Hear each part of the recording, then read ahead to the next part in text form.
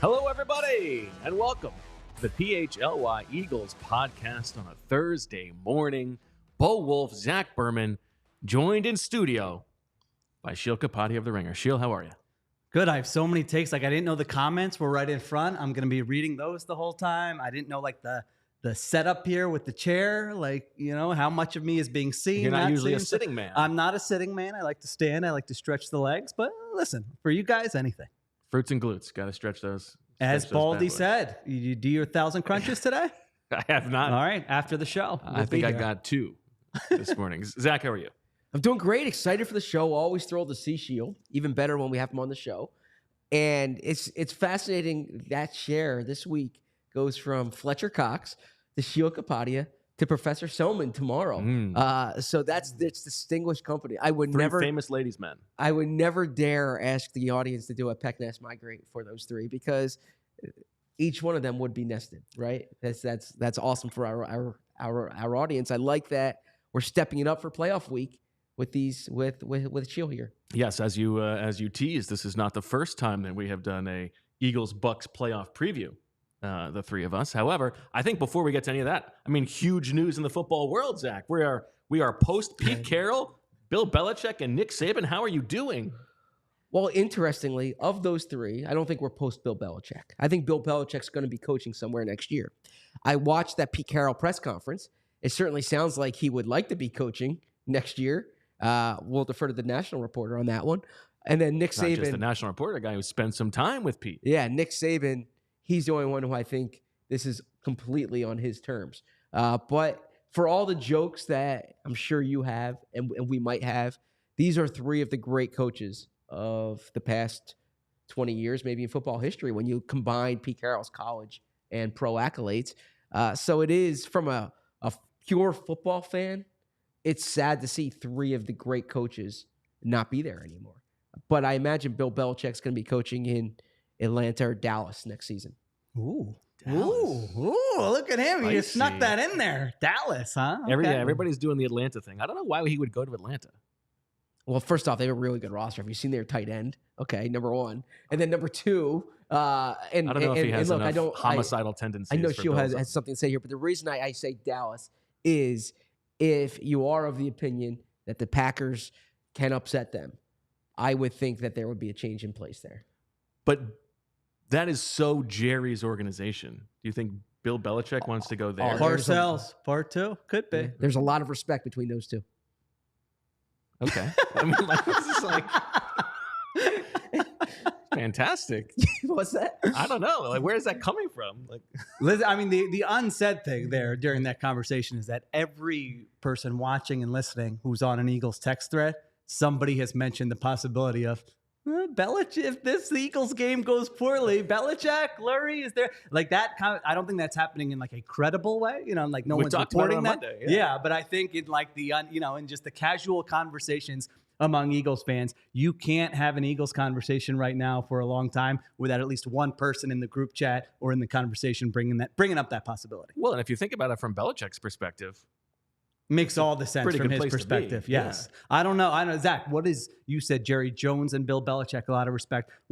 Do we have a Howie Roseman, Bill Belichick? It seems like they've certainly conversed about trades over the years. Do you think there's a mutual respect there? I think that's more at the ownership level. Okay. I'm not saying not with Howie, but I'm saying I think it's more Lurie has a lot of respect for Belichick. But as we said on the show the other day, I think Lurie takes a lot of pride in his ability to identify coaches and to find the one who isn't being interviewed elsewhere. Perhaps it's like a pride thing that we can lower it the same way you did Chip Kelly. But I disagreed with. I think that's overrated.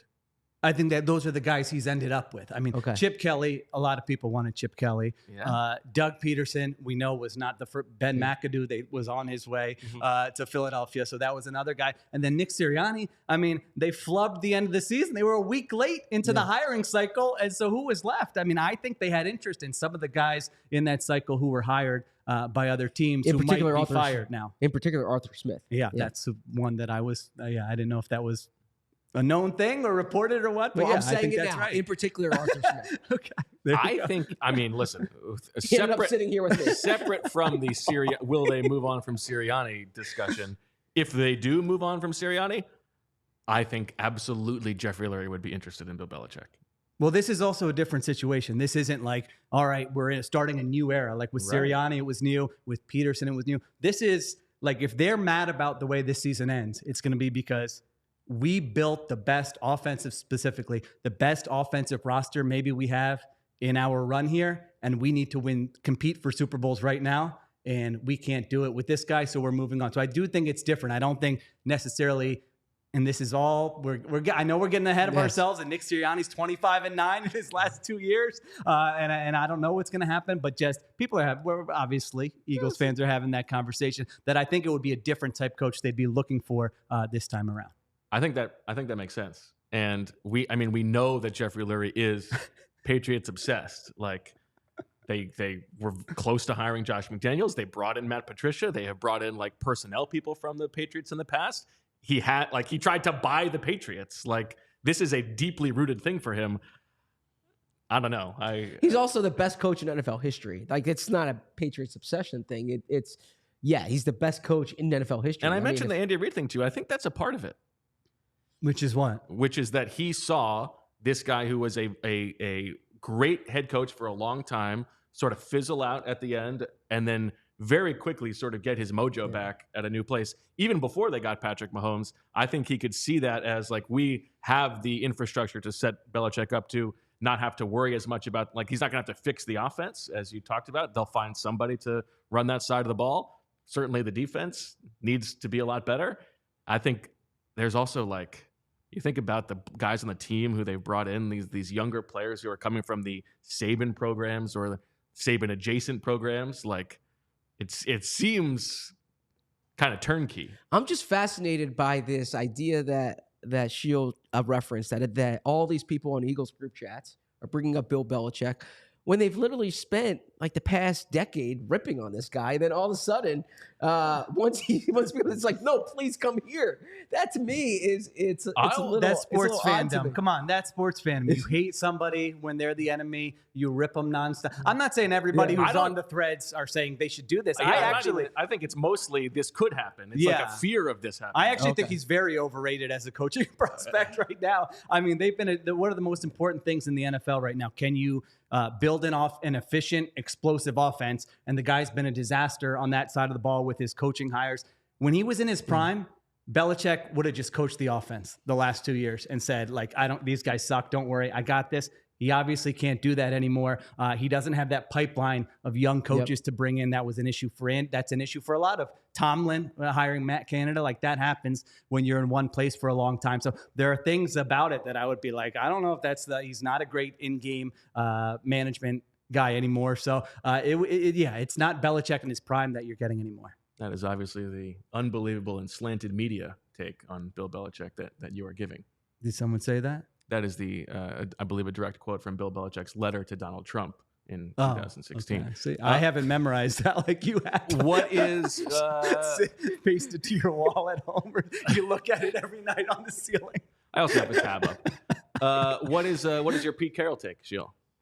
Pete Carroll obviously wanted to still be the coach. I knew when I first saw the breaking news, I go, he is not stepping down. He is not retiring. But I think he probably also saw the writing on the wall and knew this was possible. So he's had a terrific career. I mean, 11 winning seasons in 14 years, got to 2 Super Bowls, won 1 Super Bowl. I think what he said yesterday, you must have liked that, what he said about players, right?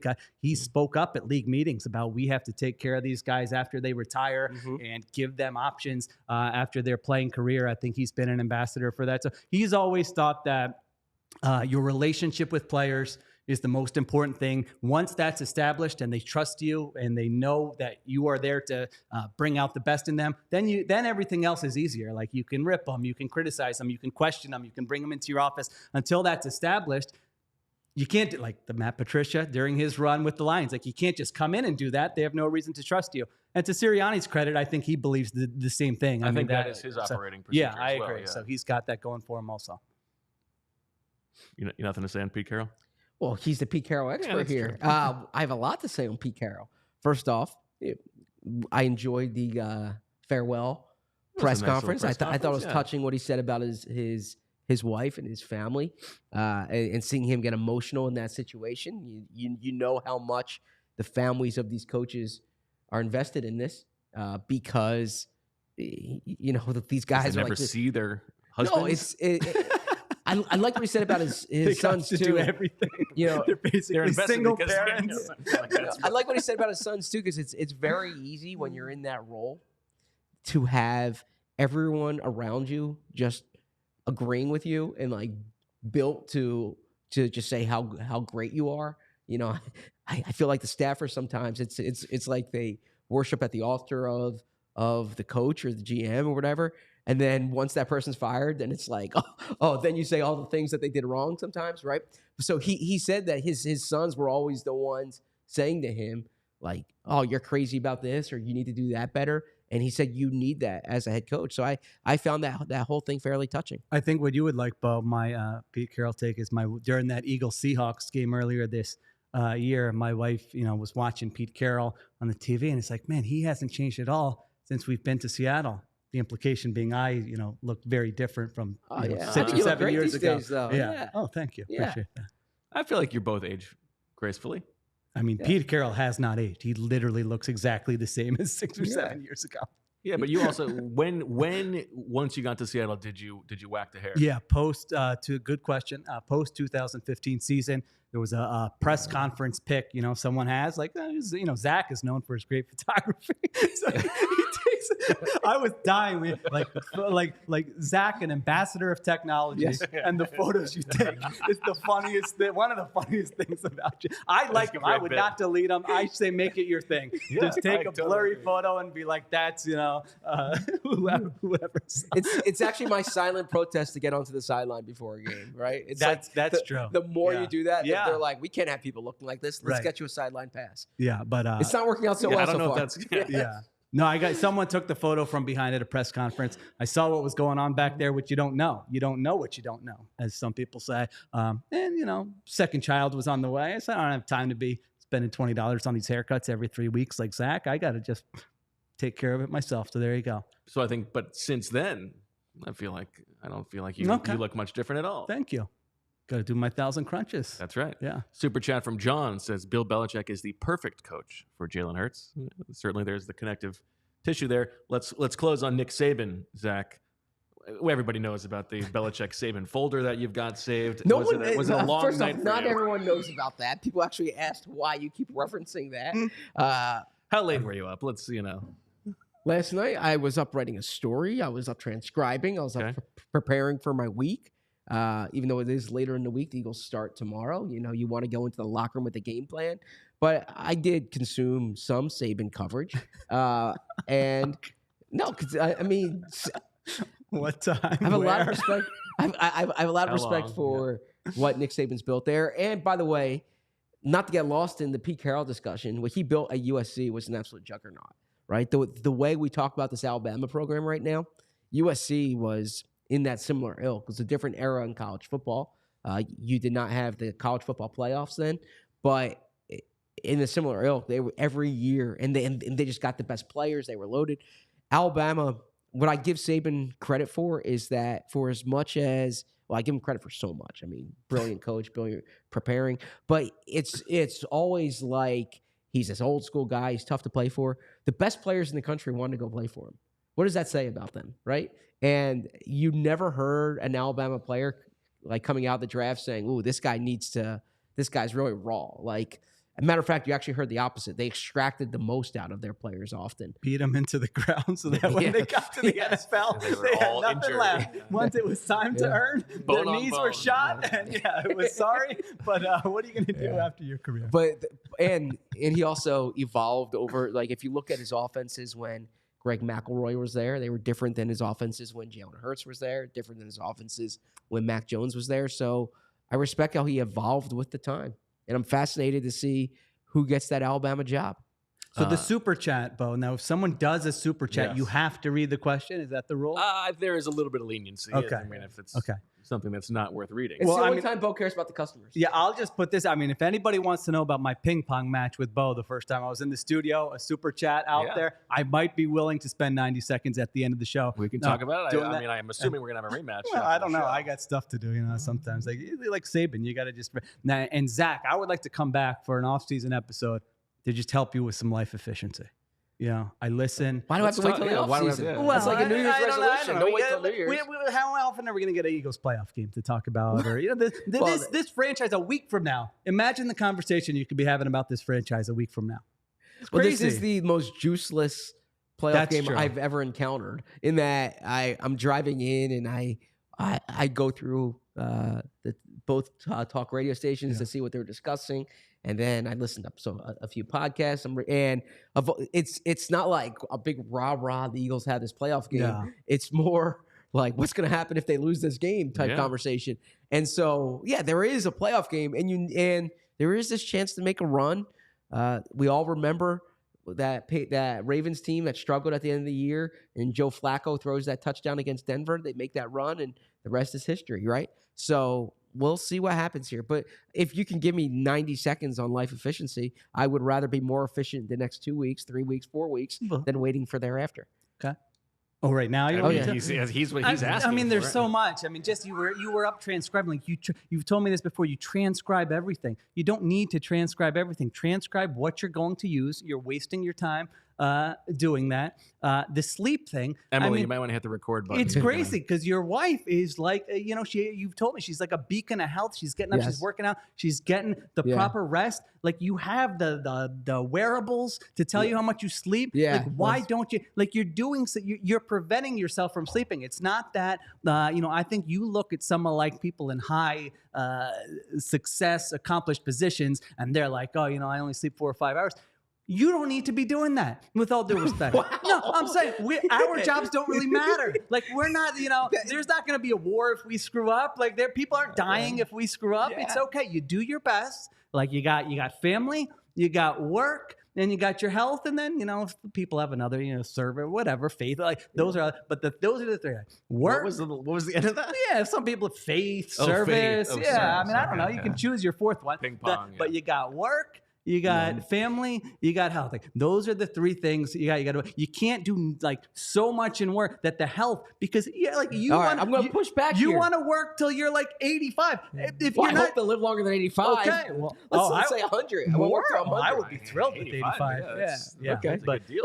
But you're not like Okay, let me you push gotta back be on healthy. offended at the You got to be idea healthy of to do not- that. Of only making it to 85. Let me push back I on would this. love an 85. Well, sleeping. if you think Heart about disease the way, in the if you think Kapadia about the way family? modern technology is, I mean, we should have, seriously. Are you going to get the Elon brain chip? You feel like that's going to elongate your life? I imagine there's technology. I imagine there's going to be medical and technological advances over the next 2-3 decades that will help prolong life. Yes. Okay. That'd be nice. But I'm in for that. Yeah, I mean, you got to make it there first. well, sure. 2 but, hours a night, my friend. But I'm grateful to have this job. I'm grateful to be in this role. And if I am not allocating all the time that I can to it, then someone else will get ahead of me, and then therefore there'll be a more attractive candidate. You are confusing like efficiency and accomplishment for time spent. Yeah, It's not the more time, because you're wasting time I'm glad doing that stuff. I'm not the one who has to Okay, have this but the other conversation part, with him. You're wasting time doing stuff that is not leading potentially to a higher, like transcribing every interview. What is that leading to? Do you think that's well, leading it's not to that a higher? transcribe. Hey, I transcribe the interviews that I want to go back and listen, because someone might say something and you forget that nugget. Then you don't listen back. forget anything. You'd be surprised. I'm starting to forget more these days. All Yeah. right, sorry. All right, that was more than 90 seconds. Yeah. A whole episode. What, you guys got a lot of time to fill? May, I'll come down. We We'll do have have a lot of time lunch this outside. offseason. Yeah, we'll have a nice lunch outside, Yes. and then we'll come in, and I'll rip Zach for an hour. Please. I want to get better, but working less is never a way to get better. Okay. So. But here's the You can thing. work smart. We but have not had work this. hard. We have there had you this go. conversation before, Zach. It is working as much as you possibly can every single day is eventually going to make you work worse, right? No. Like, No. if you can work more efficiently, then in the macro sense, you are setting yourself up to work better. It's not either or.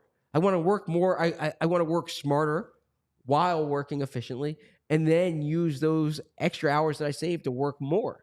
Right? It's like No, you have children. I enjoy Your doing family. this. I enjoy doing this. So do I. And people I always enjoy use- doing it too. And by the way, people always use the children argument. Okay, let me say He's this. got the rest of his Number life two, with no, this. no, no. You Number just one. said you want to work smarter so that you have more free time Yeah. so that you can work No, so more. I do allocate a lot of time with my kids, and I always say this: let my kids have the example of hard work and taking pride in what you do. Like that should be. I want my kids to It see can be that. both. It can be I want both. my kids to see the value and the benefit of work ethic and working hard and a job so- you enjoy. Yeah, Yeah, exactly. I agree with that. So let that, like, when I say that about if I'm away for a game, like let them know, because I've heard this. We don't need that. Make this a therapy session. I never But- knew Claire. I mean, Claire has been commenting for years Yes. for us. I never knew, did she? I don't think Claire had her photo in the Birds with Friends days.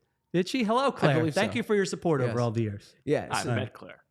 yeah. Oh, flex. Yeah, No the big deal. last thing is like, oh, you can never watch a game with them on Sundays. I want him to know that, yeah, Sunday I get up and I go to work, right? There's value in that. So that's my view on that one. All right. There is a super chat to read that is related to this conversation. That's from Fresh Prince, who says, "Great to see you guys back together. How would we view the team if the season went in reverse and the Eagles ended the season going 10-1 in their last 11 games?" Great question. I brought that up. I want to hear your opinion. Yeah, too. I mean, totally differently. Yeah, completely differently, because it would be the narrative kind of like the 2021 season, where it was you had issues early part of the season, coaching staff adjusted, got their stuff together, showed that ability to adjust, to identify weaknesses and address them. And now, even if you lose in the playoffs, it's like, well, that was still an accomplishment.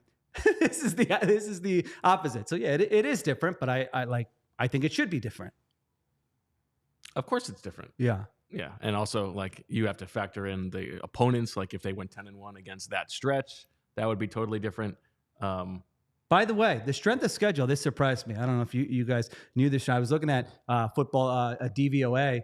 They've actually had a bottom 10 schedule composite for the season, because all right, they had that gauntlet in the middle. They've also faced the Giants twice, the Commanders twice, the Jets, the Patriots, the Cardinals. These are some of the worst teams in the league, made up almost half their schedule. So it's just like going into the season, I was saying, well, they got a top 5 hardest schedule in the NFL. It actually hasn't played out that way. So something to keep in mind when you hear some of the stuff probably that's going to come out of NovaCare whenever the season ends. And that's the crazy thing too, is that, right, they 3 of those losses were against those bottom 8 teams, the Giants, the Cardinals, and the Jets.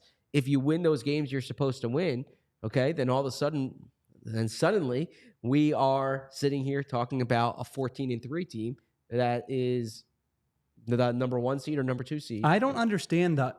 Like, all of a sudden is fine. Yeah. So what's the issue? He says all of the sudden? No. What do you say? I say all of a sudden. All of the sudden. All of the sudden. Okay, gotcha. And it's That apparently was a like very capital confusing crime these segment, days. just speaking for the audience. It's very I confusing. think they understood it. Yeah. Don't we have an ad? I mean, we've been talking for so long. You got to pay some bills or It's what? time to talk about smooth Jeez. tea, because we're going to have a watch party for the game on Monday night. Jamie Lynch and I and all of the PHL crew, we're going to be at Wicked Wulf on 12th and Chestnut, Wow. presented by Smooth Tea. Now, what is Smooth Tea? I don't want to burst your bubble, but if you are still settling for spiked seltzers that leave you bloated and unsatisfied in 2024, I mean, get with the times, people. Smooth Tea is in. Questionable ingredients and bad aftertastes. That's yesterday's news, people. Smooth Tea packs a premium vodka punch with real tea flavors that go down easy. That's why it's smooth, baby. Unlike other canned cocktails, smooth tea is free of artificial flavors and sweeteners, creating the perfect balance of top-shelf quality Kiki vodka and real black tea brewed to perfection. No bubbles, no BS. Just 100 calories, 5% alcohol, 3 grams of sugar, and gluten-free goodness without the guilt or the gut. Smooth tea is here to give your taste buds the indulgence they've been craving with quality and ingredients you can count on every time. Want more of the tea? Follow at Official Smooth Tea and at Kiki Vodka on Instagram to see what all the hype is about and stay up to date on events, new flavors, and all things smooth. Once again, we'll be live with Smooth Tea for our Eagles watch party on Monday night at Wicked Wulf. Visit drinksmoothtea.com to purchase or locate a retailer near you. Home delivery is restricted to Pennsylvania residents only. Must be 21 or older to purchase and consume. Please enjoy responsibly. And for the audio listeners, that's Wicked Wulf, W-O-L-F, not W-U-L-F. Okay, but if you want to go there and see Bo and see Jamie, and is Joya going to be there? Yeah, and see Julia. That might be the highlight of the night. Julia, Wait, come on. what's that? Plus, it's gluten-free. Yeah.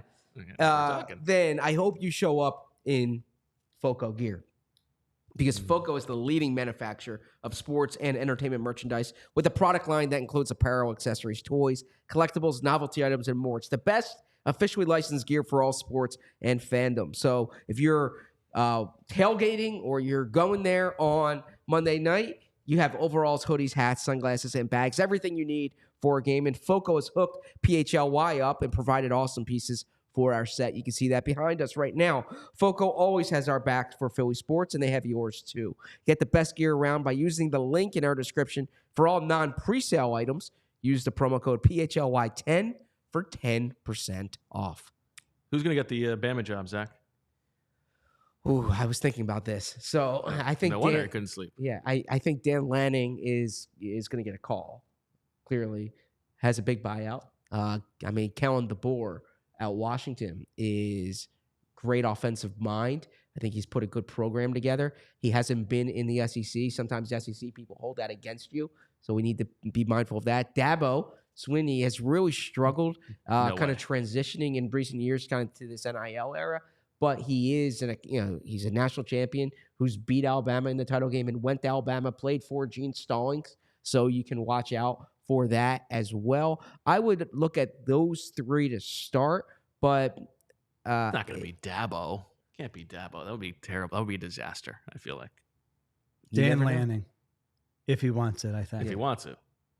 He's got the appropriate psycho level, I feel like, to thrive there. Now and has already done like the NIL, like he's all the way in. He's obviously a very good coach, and he was a GA there.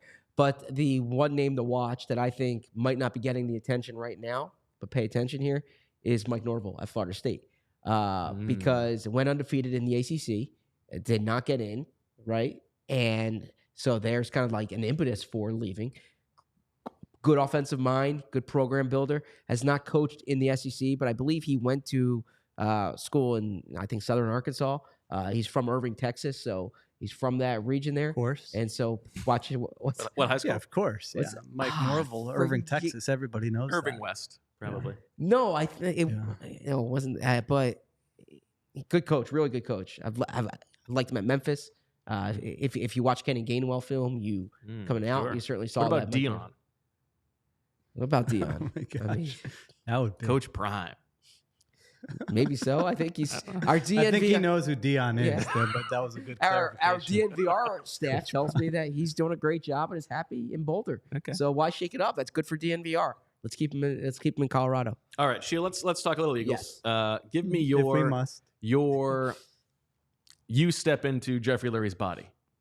You explore for a couple days, and then all of a sudden it's it's up to you to make the big decisions for the Eagles.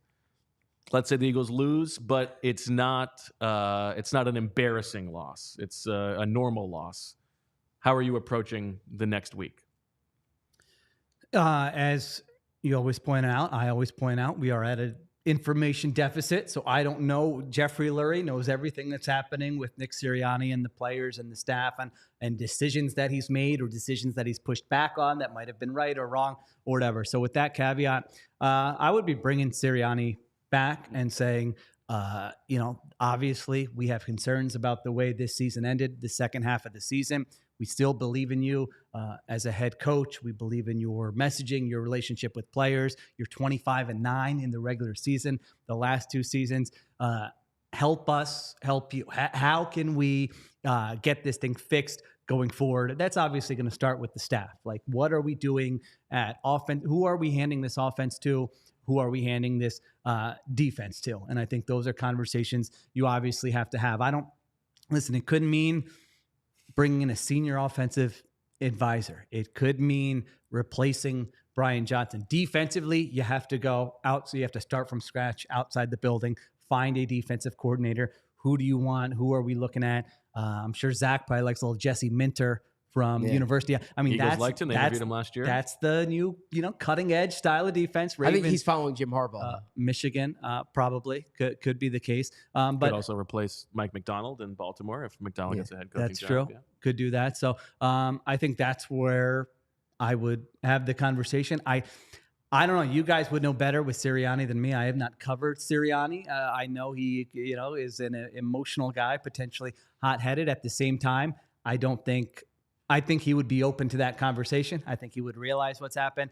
And, you could say, hey, who's on your list, Nick, that you think we should bring in? Here's who's on our list. Let's interview these guys. Let's do a big search. Let's figure out how to get this thing right because offensively, we're not maximizing our talent. I think that's the one thing that Jeffrey Lurie and Howie Roseman, that's the thing that probably annoys them the most about this team is they're watching the 49ers, they're watching the Lions, they're watching the Dolphins. I mean, we could go through the entire league. I could name you 12 to 15 coaches or offensive coordinators that I think could take this specific group of Eagles offensive players, and we'd be watching them saying this offense is a juggernaut. So I think that's like priority number one. And then obviously the defense matters as well. And I think the tension with Nick Sirianni that we sort of know about is, on the one hand, he's very loyal to his staff, right? On the other hand, we hear that he's very tough in the building on that staff. And so it is interesting to find out what will happen if they come to him and say, we need like a real revamping of the staff. And obviously keeping in mind that the changes they had to make last year were late in the process. And so they were a little bit behind the 8 ball. Now, let me ask both you guys this. What if they come to him with the names as opposed to them saying you need to make a change? Because what if he says, all right, I'll make a change. I want Frank Reich or I want Tommy Rees, right? Or like perhaps that happens. But if the alternative is they come to him and they say, we really like Rich Scangarello, or this style of Motion offense. Scangarello. Yes. We want this style of offense. So I want you to bring in this style of offense, even though you don't know the person, even though you're going into year 4 here and you've taken us to the Super Bowl. All right. It's one thing to pair you with Brian Johnson when you're a first-year coach and you don't know Brian Johnson. It's another thing to say in year 4, when you've gone to the playoffs 3 years in a row, when you're an offensive coach, when you've come up with this offensive philosophy, and you're not talking about a quarterback coach, you're talking about your offensive coordinator, play caller, right? What if they're saying you need to do X, you need to hire him? What does Nick do in that situation? My sense is on defense, he'll take whatever list they've got, right? Whoever you want me to talk to, I'll talk to. Yeah. We'll bring somebody in. We'll hire the best from that list. Yeah. I do think that he will be more protective of the offense. Now, he's going to need to be open to some kind of different perspective, but I think you're right. Like he wants the offense to be his offense, at least like down to the structural level. Is Frank, if it's Frank Reich as a senior offensive assistant, is that an acceptable change for you, or is that just cosmetic? That doesn't scream to me that's going to fix the problem. I mean, Frank Reich couldn't do anything with that Panthers offense in the year before. I mean, the Colts offense was not good, and then the same personnel for the most part. They obviously got Gardner Minshew for whatever that's worth, but they did more with less this year with Steichen than they did with Reich. So I don't think that would necessarily be enough. And I mean, come on, let's be honest. They're not just going to say, Nick make some moves and we're good with it. I mean, that's not how the organization operates. They're going to have input. They're going to have opinions on it. And it can they go will either also have way. spent time putting those lists together. Yeah, like I'm sure. They already have those were, lists, I'm Exactly. sure. Yeah. Yeah. You've been focused on the season. We have been doing Yeah. research. This is a list of people to talk to. So it could go one or two ways. I mean, this is if you're listening to this or watching this and saying this sounds a lot like the end of the Doug Peterson era.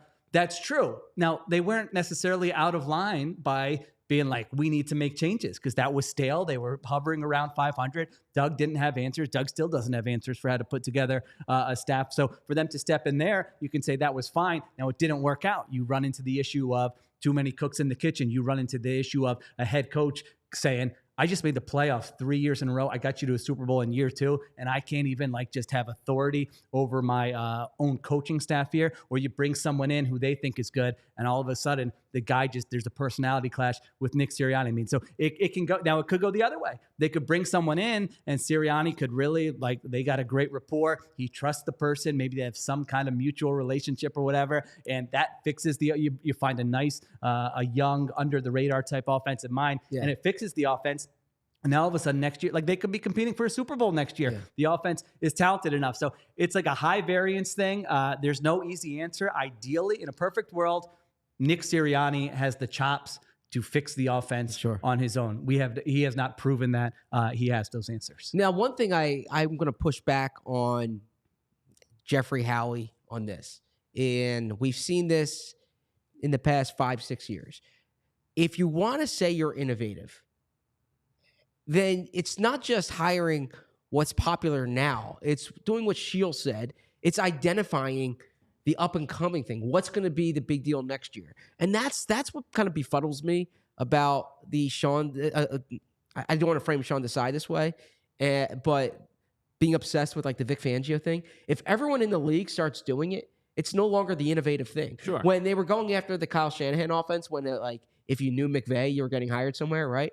It's no longer the innovative thing. It's just the popular thing at that point. So now perhaps the Ravens defense hasn't quite reached that point where it's kind of the craze around the league. But I would say do what when they hired Sirianni, a point that I don't know if this was their thinking, but a point that that made me say, okay, that makes sense, was when they said, we're late in the process. Let's hire the guys who are going to be on the top of the list next year, right? Not the guys who are on the top of the list this year. Well, apply that same thinking to offensive and defensive trends. What's everyone going to be talking about next coaching cycle? Not what's the focus this coaching cycle. Well, you want someone who can evolve. I mean, what Kyle Shanahan's doing now is not what he did. Great point.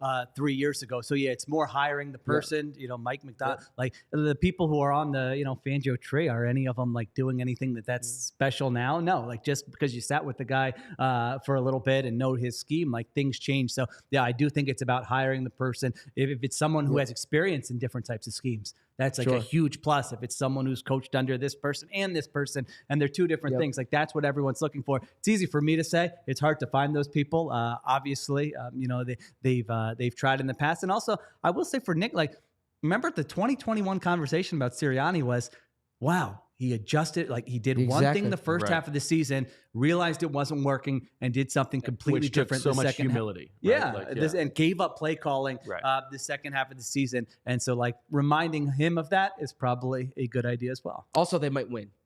So, yeah. Well, let's talk about that in a sec. Super chat from Real Time, who wants to know if Sheil left Solak at Hogwarts. Are the girls Harry Potter heads? Oh yeah, Naya is obsessed with Harry Potter. I would say we've started reading the first one with Case Man. Nice.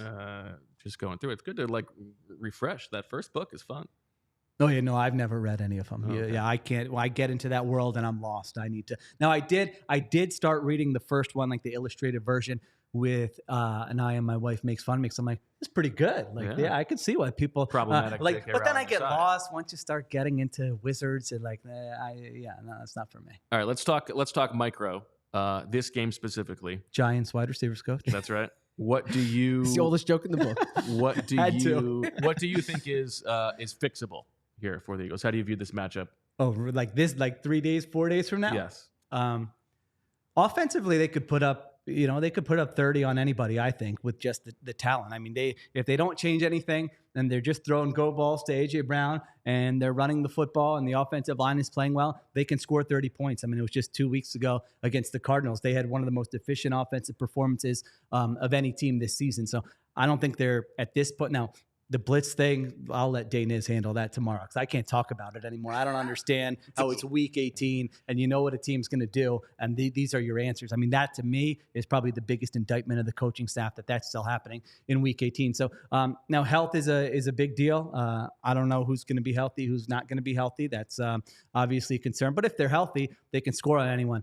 Defensively, I would break out the old, when Todd Bowles was the defensive coordinator for a portion of 2012. And I asked him in the locker room. Week 3. After he was in the locker room. Yep. Remember that? Yeah, he would talk. I say, Nnamdi Asomugha gave up some. I said, was that like a compliment?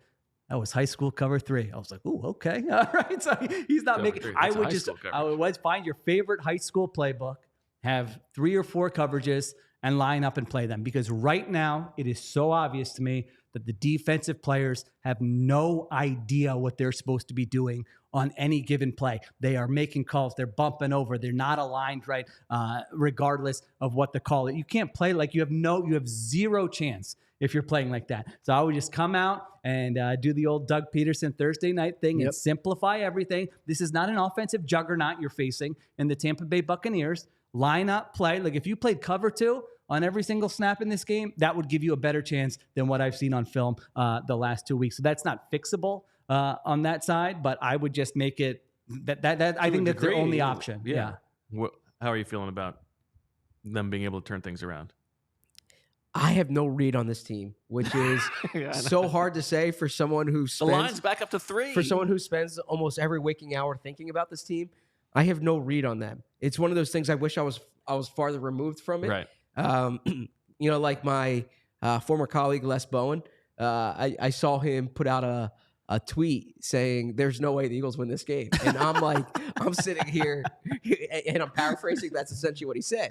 And I'm in there every day and I'm talking to people and I'm trying, and I can get persuaded by X, Y, and Z and players. So maybe it's as simple as they've lost 5 of 6. They've lost to the Cardinals. They've lost to the Giants. How can they possibly win this game? The flip side is I look at the depth charts and like I look at that week 3 game. It's funny. I asked Matt Patricia yesterday about that week 3 game. The question you asked Nick essentially, and the question we talked about, like how did they go from looking like that to this? This whole thing is how teams evolve over the years. Usually teams don't get pretty worse. Dispiriting press like teams don't get worse typically. No, they do. Yeah, they do. They get worse if you lose your personnel. Right. Right. You're right. Actually, usually there's a reason. Yeah. You lost somebody to injury. Exactly. That's true. If it's the same people playing, you generally. Yeah. I don't think Justin Evans and Terrell Edmonds were the differences between a defense that could stop teams and make adjustments and a defense that looks the way it does now. I found the coordinator press conferences dispiriting yesterday too, because I found it almost like defiant. Like, oh yeah, there's nothing wrong here. You guys are the ones making a big deal about this, that kind of thing. But it wasn't the the angry defiance that Sirianni had after the loss to the Niners and the Cowboys. It's more like the arrogant head in defiance. their sand. Yeah, like head in the sand. Like, what are you talking about? Exactly. Yeah. We're in the playoffs. Yeah. Brian Johnson was like, I actually think Jalen's played, real well these past few weeks, made great decisions, that kind of thing. And I understand, look, we've talked about this, press conferences are performative by nature and they're not going to get up there and open up a vein typically. But if the whole thing is supposed to be this like sense of urgency that they need to fix it, that's not the vibe, to use that term, that I'm getting. Now, can they turn it? Yeah. I don't think Tampa's particularly good. I know what the numbers show over the past 6 weeks, Eagles compared to the Bucs. Tampa barely beat Carolina last week. They could have lost that game. I mean, the Panthers had a touchdown where DJ Shark loses the ball diving in, and then they had another touchdown called back because Terrace Marshall was lined up wrong. It wasn't that there was a holding that led to the touchdown. So they dropped probably 3 interceptions from Baker Mayfield. So they're a mediocre team. There's no doubt. There's no doubt about it. The Panthers. The Eagles lost to the Cardinals and the Giants. Exactly. Yeah. So I keep looking at the Cardinals game. I think that Giants game I think we're overstating that Giants game. A.J. Brown goes down the first drive. If you put It wasn't the first drive. second drive, Okay. the Eagles' offense without A.J. Brown, Devontae Smith, and DeAndre Swift is not particularly challenging. Okay, that's Yeah, fine. but- What about the defense? Oh, I agree. I mean, you're down 24-0 at halftime to Rod Taylor. I mean, come on. Like they were playing for something. It was 10-7 in Look, the I agree with you. Cowboys game. This defense it's crazy to me how bad they've It's the worst defense I've watched in my lifetime as the stat you either a had fan that, or then covering the stat you the put up Philadelphia and you Eagles. talked about on your show that 10 of 12 drives against the Giants and the Cardinals resulted in touchdowns is like that's impossible. Like Because they've had 2 stretches like that in the past 6 games. Like, it's insane. Well, I was trying to remember before I said this is the worst defensive football I've ever seen from it. I was trying to think of the worst ones, and I was thinking I like those, Billy Davis defenses were not really good. A lot of times it was, Bradley Fletcher's getting torched on the outside. You know what? Like you can that's kind of stuff you can handle. Is taking the cheese in 2012, the worst thing for players is when they have coaches and they know those coaches don't have the answers to help them be successful individually because it's making them look bad. And then the coaches don't have the answers to help them win the game. That's like the worst situation you can have. That is 100% what it looks like with this defense. Yeah, I said it the other day. The change to Patricia, I've never seen a move backfire more other than, like I said, when Tyrod Taylor was benched for Nathan Peterman and Nathan Peterman threw the 7 interceptions or whatever, and then Tyrod takes them to the playoffs. Otherwise, they've gotten so much worse. And you wrote that column, and when we did that emergency pod when I was in Seattle, and we talked about how it was an overreaction then. It's like this is so bad. Rarely can you have like a decision that you can like divorce all the different factors and variables that could have happened. You make a decision A to B. It was clearly a bad one. Yeah. Like if the worst thing that could have happened was that they would have played the way they did against San Francisco and Dallas, that would have been better. They would be the 2 seed. Exactly. Yeah. This is just this is worse than the worst case scenario we talked about then. Will you tell us about Wheelhouse? Yeah, let me tell you about that. Because the game's on Monday, so you probably have a free week. Well, you have a free weekend. Okay, you're not gonna be at the practice facility on Saturday Unless you're like Zach and you just want to do some work. Yeah, well, quite literally, that's what we were talking about, going to Wheelhouse this weekend, and the Eagles have a Monday game, so I'm at work on Saturday. But you can follow along for all the updates on PHLY.com for that. But you're looking for a good activity, make sure you go to Wheelhouse because it is the go-to sports card gift and apparel shop in the Delaware Valley. My son is asking me every day, when can we go to Wheelhouse next? And I could go any day because they're open 24 or they're open 7 days a week starting at 11 a.m. Their motto is cards and community because love of sports unites us all. They carry all your favorite card brands like Topps, Chrome Baseball, and Mosaic Football, as well as t-shirts, hats, and hoodies from brands like Mitchell & Ness, 47 brand, Junk Food, Starter, and Shy Vintage Sports. If you're looking to grade that sports card collection you have, Wheelhouse offers PSA grading submissions. They also host tons of different family-friendly events and birthday parties every month. Stop in either of their stores, Wayne or Westchester. Like I said, 7 days a week at 11 a.m. Use code PHLY. Gets you $10 off any purchase of $25 or more in store. Also, be sure to give them a follow on Instagram at Wheelhouse Cards. And if you want to go to the game on Monday night, get your flights down to Tampa, or if you're in the Florida area, Sheil loves Florida. Want to go to the game? Go to Game Time. Because buying tickets to your favorite events shouldn't be stressful. Game Time is the fast and easy way to buy tickets for all the sports, music, comedy, and theater near you. With killer deals on last-minute tickets and their best price guarantee, you can stop stressing over the tickets and start getting hyped for the fun you'll have. They've got flash deals and last-minute tickets. Easy to find and buy tickets for every kind of event in your area. Images of seat views, lowest price, guarantee, event cancellation protection, job loss protection, and more. It is the fastest growing ticketing app in the country for a reason. Buy tickets in a matter of seconds. Just 2 taps. 2 taps and you're set. Tickets are sent directly to your phone, so you never have to dig through your email. Snag the tickets without the stress with Game Time. Download the Game Time app, create an account, and use code PHLY for $20 off your first purchase. Terms apply. Again, create an account and redeem with code PHLY for $20 off. Download Game Time today. Last minute tickets, lowest price guaranteed. I want to agree. You're done the ad read? Yeah, go ahead. Okay. Dave with a great comment in there about how blaming injuries on any of this is letting them off the hook. I mean, I think this has been one of the healthiest teams. Incredibly healthy. Because they're going to, whenever this ends, they'll have their messaging. I mean, Well, COVID happened like 4 years ago.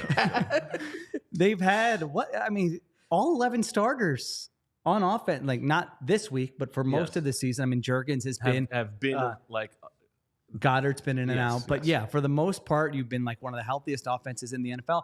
Defensively, I mean, who had Slay? Is that like the Nakobe only? Dean. Yeah, I guess Maddox has been, but it's not. Yeah, the pass rush especially. Sure. Have they had a pass rusher miss a game this Yeah, season? Fletcher Davis missed a and one James here and Harden, there, missed but two, yeah, for I think. no But one's yeah. had a I mean, season-ending generally injury speaking, yeah. up front, and this is the pass rush you put. I mean, I mean, that Josh Sweat's legs have fallen off. but- yeah. I think that's a good off-season conversation about the way the team is built, investing so much into the lines. I feel like I still agree with it with the offensive line.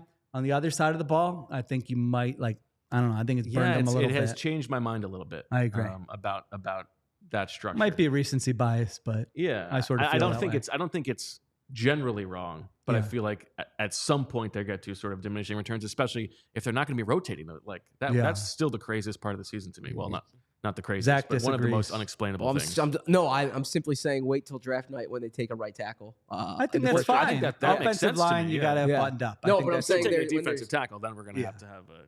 What's that? If they're taking a defensive tackle, No, then we're but having there's a going to conversation. be there's going to be a safety on the board or a linebacker on the board, and they're going to take an offensive tackle. Who's Oh, gonna they s- should take a right tackle. Yeah, who's going to sit next season? And there's going to be people ripping that pick, but that's I what think they're that gonna is do. fine. Yeah, And then in the second round, when they have 2 second-round picks, they're going to take a corner and an edge rusher.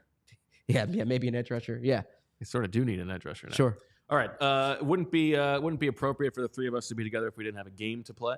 Now we do have to congratulate Zach. He officially took down the spread your wins and fly. Good job. Just dominated us. So congratulations to you. I think I know the league better than I get credit for. Wow. Who's not giving you credit? Yeah, I'm who's saying not right giving now, you credit? You predicted it better than we did. I appreciate that. We're gonna do a little playoff draft. I'll give you credit real quick. I thought Zach's Jalen Hurts take was outstanding from the last week about how he could have come out and after that Seahawks Yeah. game, it's like, why didn't he do that? So I thought that was good. And Bo, I'm like, the biggest shock of the show through how long has it been? How many months? 5 months. Is that Bo is not gloated more about like him kind of seeing this meltdown and collapse coming. Has that shocked you? I mean, what has happened to him? No, because I think he's done it in the moment. Okay. and He's saving it for you got a lot of shows. Yeah. Look, My only thing to say about that is it's not that I need credit. It's just that if you're going to doubt what I'm saying as if it's ridiculous, just understand that I'm not saying it out of thin air. Oh, there. Okay? That's There that's it the is. shock. That's he needed me to bring it out of him. You know? No, look, put the that's- chest down. Okay. I have egg on my face, and I've said this on the air. and Also, I've- I didn't see it going this bad. no, I said it on the air. I've said it via text. I've said it when we're sitting there discussing the show.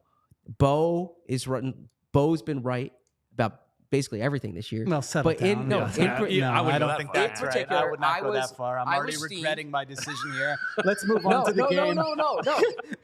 Because the conversation that we had in the second segment of the show today, and that they had on talk radio this morning, and that they're having around Philly, when Bo brought it up after that Cowboys game, I thought it was ridiculous. Okay, and I hold told on. Bo that. But to be fair, in 2021, he was ready. He was ready to have that conversation after like 6 games with Sirianni. Was I? Yeah. We're don't gonna remember rewind the tape. I said, don't- this is why I you need honestly- me. honestly this don't is why you remember need me. I won't let him get No, to but, it. but I've also made the case for him for Coach of the Year.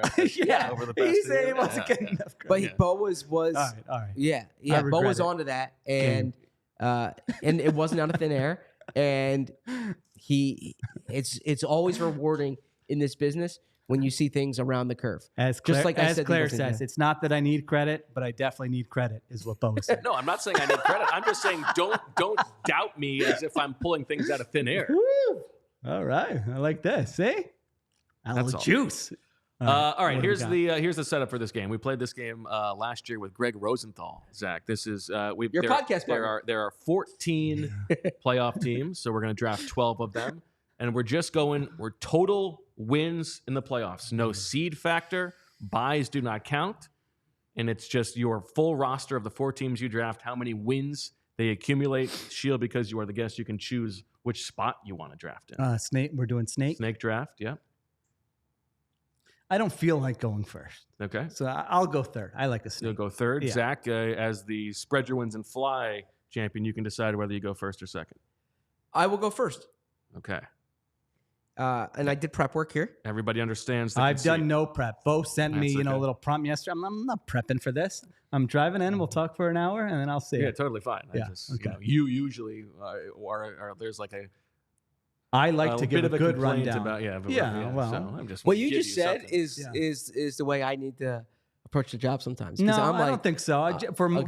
For my daily stuff, I'm prepping. Okay. For this, come on. So with my first pick here, while I pull up this spreadsheet, Spreadsheet for this. basically I mean, it's not quite a complicated. Dana's spreadsheet. It's just yeah, no, this isn't it. I'm pulling up. Wow. I have to change. I have to change usernames, but I did the Buffalo Bills because I changed from Belichick Saban Lover 6969. No, I have to change from my personal email to zach@allphly.com. If you want to get in touch with me, email zach@allphly.com. How have you lasted this long? Yeah, so I went with the Buffalo Bills. I good really pick. like the Ravens team this year, and I've said that from the beginning of the season. Yeah, you did. But I think that for the purpose of this game, I want a team that plays a first round game, and I think the Bills are DL dangerous. Right? They're hot right now. Ever since that Eagles game, and when they're at home, they're even tougher this time of year. Josh Allen's playing well. That defense is showing some juice. They have weapons. They're running the ball more effectively. Joe Brady is showing the promise that the Eagles saw when they interviewed him for the head coaching candidate in 2021. So the Bills are my number one choice here. I think that would have been my first pick too. They've also, like, of all the teams playing this weekend, aside from being the 2 seed, they've got like the easiest draw. win Yeah. just for this week. So you're going to get at least one win. I don't want to take a team with a bye, but I'm gonna have to go heel here and take the 49ers. Why did I take the third pick? Just Stupid, because Sheil. the NFC is, the AFC, you could see anybody coming out. Hard to see that many different teams coming out of the NFC. It might only be 2 wins here, but I feel good that they're going to get at least one win. So. Oh man, yeah, I think that was a good pick. The Niners. Do I have to? Do I? Bless you. Thank you. I guess I also have to play heel. I mean, I love this pack. Would you? Would you trade? I like the Packers Who too. would you trade Jalen Hurts for right now? Would you trade him for C.J. Stroud straight up? No, Oh, I would. because of the rookie contract or because of the player? C.J. Stroud is awesome. You think CJ Stroud's a better quarterback? Yes. Okay. I'm open to it. All right. Sorry. Oh, Just what about I Jordan also Love? I also love Jordan. Jordan Love. I really like what Jordan what Love. was the vodka thing you had earlier? Smooth tea. You get a couple smooth teas in me, and I'm probably ready to do Jordan Love. I but really like sober, Jordan Love too, probably yeah. not. I do enjoy Jordan Love. All right. What are we talking about here? Playoff teams. Yes. All right. I'm just going to take the Cowboys because they're 7.5 point Interesting. favorites in the first round. I think they could lose this game. To Zach's point, they could lose this game, and Mike McCarthy could be out of there. But 7.5 point favorites. Maybe probably get to host a playoff, right? They're hosting in the divisional round. So I think that's one that I'll take. And then the other one, this is tough. I've been fading the Chiefs all season long, so I don't want to take that. I'll take the Ravens. Ravens have a chance certainly have a very good chance to get to the Super Bowl. I would not be shocked if the Bills knocked them off, but I'll go Ravens and Cowboys. Yeah, like if it, I think the Ravens are the best team. It's just they're going to have a tough road, and for this specific game, the bye works against them. Yeah. I don't know what take. People are mad at me. I don't know about which take it is, though. I mean, is Stroud over Stroud over Jalen, probably. I don't know. I don't think that's that crazy. CJ Stroud is very good. Yeah, I don't love this one either, but I think it's the last team that I think could really win the Super Bowl. And so if Patrick Mahomes turns it on, I will take the Chiefs. Okay. Yeah, the Chiefs were number 2 on my list, so I was actually hoping they would have fallen to me because I'm not making that up here. I've Bills one. I believe you. Okay.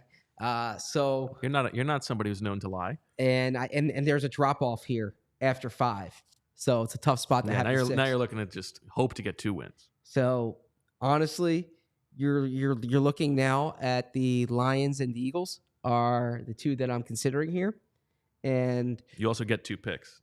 okay, So then, therefore, yeah, you know what? I'm going to go with the Lions and the Eagles.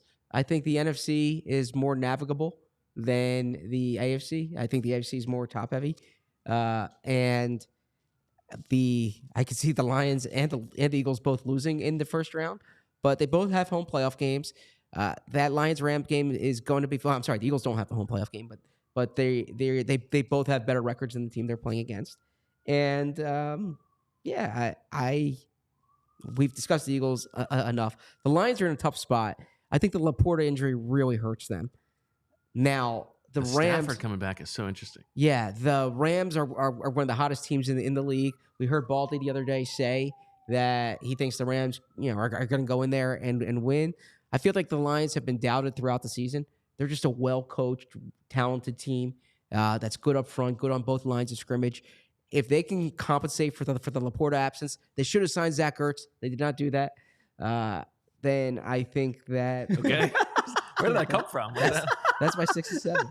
Is it like Ertz wanted to sign with them and they said no? That was a real pointed. Did you read Brad Holmes, if you're watching? They should have signed Zach Ertz. Well, did you read Peter King this week? No. Oh, that's your first What mistake. did he say? He said that the Lions should have signed Zach Ertz. Oh, So you're just parroting ripping him. Peter kick takes? What are you, Joe No, Tessitore? I'm confirming it. I'm saying it was a good idea. Emily then. Berman's going to have to go on like a weeks-long Twitter tirade about defending you from plagiarism. Oh no, credit to Peter for that one. Okay. But it's an opinion. I mean, I don't think you can plagiarize an opinion. You can share you? the same opinion as Yeah, Peter I King. share the same You opinion. thought about it before him or no? I'm just saying. Well, when Laporta went down, no, honestly, I Okay, was so he focused on- planted yeah. the seed. I think planted the I seed. think attribution is appropriate there. Okay, Peter King wrote it. I agree with Peter King. I agree with Peter King on many, many things. Some things I disagree with him on, but What's that? Give us one. did I disagree with Peter King Yeah. on? I mean, I would have to go back and yeah. I mean, you made a point of saying. Well, I'm just saying I don't agree with him. I'm He not a wanted Peter to King be. shill. He's not a Peter King crony. Yes, he likes yeah, and respects that's Peter my King. point. He's not. Yes. I'm going to go with my heart here, the team that I'm hoping wins the Super Bowl. Give me the Cleveland Browns going into Houston. Can we get a dub? I think should have so. picked the Cleveland Brown. I forgot. I think I they've like got them it. this week. I like them too. They're spicy, and if they make the Super Bowl, maybe we can do a show from Audubon Hardware. Oh, I would love that. What do I have left? Is this the end? Are we doing three each? No, 4 each. So you're on the snake here. You get 2 picks. You've got the Dolphins, the Rams, the Texans, the Bucks, the Packers, and the Steelers. Can I see that list again? You read very quickly. Yeah, that's fine. Dolphins, Ram. All right. I'm gonna take the Rams as one of my 2. I think I like the Rams to win this weekend, although I'm not sure. I got to make my picks later today. Texans, Bucks, Packers, or Steelers. I feel like I can't follow up that CJ Stroud thing and then take the Bucks, or I'm going to be. Now, to be clear, I will be clear. I've been very consistent. The coaching staff has failed Jalen Hurts this year. That is obvious. I want to see him with a better plan. I've just been very impressed with CJ Stroud. You throw in the rookie contract. I think in my trade value column coming up in the summer, he's going to be higher than people expect. All right, Steelers are no. Wait, can I push back on something real quick? Has the coaching staff failed Jalen Hurts, or has Jalen Hurts failed the coaching staff? I don't think he's been perfect, but I think I can easily envision, like I said earlier, a scenario where 15 different coaching staffs come in here with this same quarterback, same group of talent, and we're talking about this group very differently. But and the reason I frame it, as you watch the film, do you see times when it's a good play design or a good call? I see times. I see more times when there are no answers. Okay. And how is this what you're running? I mean, that Seahawks game, they ran the same pass concept like 11 times in that game. Like how is this what you're coming up with for a game in this spot? They were hammering Hank. I put more. I don't know what the percentage is. If you're asking me why is this offense only 10th and not better, I mean, I would probably be in like the 70 to 75% on the coaching staff. Okay, Turkeys. There you go. All right. Who did I take? I'm holding it so far away. I feel like I should be wearing reading glasses. Like, why am I? Is it just because this is worse? Yeah. Texans, Bucks. I'm going to go with the Packers. What the heck? Interesting. So who was the first one you took? The Cowboys. So I got to get one. Texans and Packers. Right You get now? two. Yeah, No, you get two no, picks. I took the Rams. Oh, Rams and Packers. Probably bad game theory. Danis can rip me tomorrow. Well, yeah, you're guaranteed 1. But I'm also from the guaranteed. Packers, It limits but my upside. Yeah, exactly. All right. All right. So for me, it is between the Dolphins, Texans, Bucks, and Steelers. I don't think anybody's drafting the Steelers. Dolphins, Texans, Bucks. We are on live here, like people are. Yeah, This is a show. Yeah. Now I guess I'm gonna not do the thing that you did and take two people from the same team. I will stick with the heel move. Give me the Tampa Bay Bucks. Really? I mean, the Bucks can't get out of the divisional round. They'll play this back if they do, but you're limiting your upside there quite a bit. Well, You yeah, just but at want to this point, pocket I'm the looking one. for one. Okay, you one wanna win. pocket the I one. mean, All right. because I don't think the Texans can win 2 games. The Dolphins could. The Dolphins if they get out of Kansas City. Yeah, I guess you're talking me into the Dolphins. No, I you give me can't the Bucks. change. Give me the Yeah, Bucks. no, Give me the that was Bucks. after the pick was made. Give me the Bucks. Yeah. All right, yeah. Well, then I'm happy the way this worked out then because Taking the Fins. Steelers. Yeah, I have the Dolphins higher on my list than they have. He's gone. like Mason I- Rudolph went to. I have the Dolphins number. I have the Dolphins number 9 here. So I like that. Look, I've been I think watching. You might have schooled us again, Zach. I've been watching the Hard Knocks. It's a likable team in particular. Mike McDaniel's a likable Tyreek coach. Hill. Yeah, well. I mean, so, the Great guy. myth making and narrative shift about Tyreek Hill I that the agree. NFL is doing is just nauseating. I agree. It's awful. I was referring more to Mike McDaniel. Okay. Okay. Yeah. I do like Mike McDaniel. I like him He too. seems like a fun guy. Exactly. And I find Tua. Come on. I'm a I fun know. I knew guy. it was coming. Please move on. I find Tua to be likable. I find him to be very vapid, but not unlike Vapid. I didn't know he had such a Got to go strong to word Tua take. smart here, Yeah. studying for I the didn't know he had such a SATs. strong Tua take. It's not that strong. I don't know. Like, did you watch him on the Manicast? Yes, he was playing the music. It was nice. He didn't say a single insightful thing. His musical interests. I thought you would like Oh, that. wow. Based- Okay. Thought I would like that. Okay. Judging him based on a one thing with the Manning cast where they're on like 45-second delays. And I come don't on. know. All right. All right, so Zach, you have the Bills, Lions, Eagles, and Dolphins. I have the Niners, Chiefs, Browns, and Bucks. Sheil has the Cowboys, Ravens, Rams, and Packers. Terrible. I did terrible again. All right. All right. What are you going to do? Mr. Kapadia, thank you for spending the time coming on in. You can listen to him on all the Ringer podcast feeds, follow him on Twitter, check out his Instagram, all that good stuff. Next time, I'll get to the ping pong story and we'll get to Zach's efficiency. There We you go. actually had a super chat Oh. from a very important person in this building. Oh. Okay. So he's I our- mean, do we have time? I don't know what your he's our constraints boss, so are. we have to read it. I mean, Yeah. do you just want the short? Now, has anyone else beaten you, Bo, other than me in this building? No, although I Okay. don't think All right. haven't played. Well, much. so I came in once, Steve, and we had a nice breakfast to see the building, and then I see the ping pong table, and like, young Sheil saying, "Oh, I got to get in on this." Bo casually drops. No one's beating him. He said there was some guy from Denver came in who had a big rep, and he smacked him around a little bit. Then Bo says, "All right, we'll play twice." Like, let's fight. Like that's why is he saying we're going to play like 2 games here? Like usually you do best of 3 or so. So we play, and I have it. I mean, I don't remember last time I played ping pong. And I'm doing pretty well here. And I'm like, this is weird. How am I doing well? I end up beating Bo. And then he just, mumbles, "All right, now I'll play with my right hand." Tried to go, and I you go didn't even Montoya. notice. He was playing with his left hand the whole time. So now I'm like, oh, okay, all right. That's what I want. We switched sides. I'm like, all right, he's probably going to smoke Couldn't me. fall through. He Didn't- smoked me in tennis before. He's gotten all these, reps in. As he talked about on the Around the NFL podcast, that he plays tennis. That's So, right. yes, I want to get to that topic another time too. So then he starts playing with his right hand, and I'm like, all right, I'm I probably didn't gonna have lose it. I here. didn't have it that day. That's You were okay. playing well. And then we're hitting back and forth, and I'm thinking the great Deepak uncle. Back when I'm 10 years old, I used to Sheil, let's go in the basement. I'm gonna show you how to hit a little top spin, and I'm ripping them left and right. And the next thing you know, Kapadia escapes with a 21-19 victory. A win with the left hand, a win with the right hand. I think I'm just gonna retire. I don't need to play you anymore. Well, I mean, scared money don't make money. Well, Let's go that's- out and play right now. I might disagree Have with a that. follow up tomorrow. All right, there you go. All right. All true. All true. That was fun. This show's been fun. Oh, I thought you meant the ping First pong. time in 5 months, or Yeah. No.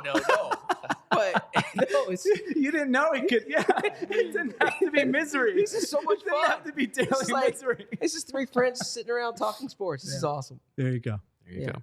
All right. Well, that'll do it for this episode of the PHLY Eagles podcast. Back tomorrow, 10 a.m. with the professor, Dane Is, to dive a little bit more into the matchup on Monday night. Zach will be at the facility today, so stay tuned to his Twitter feed. He might put out a tweet or two. And I might put out a VOD, a video on demand, with updates from the facility. Put that in your folder, people. Save it and use it. That'll do it for this episode of the PHLY Eagles podcast. We thank you for listening. For all of us here, for Zach and Sheil and Julia, we'll talk to you later. And as always, we love you. We all silly like the mayor.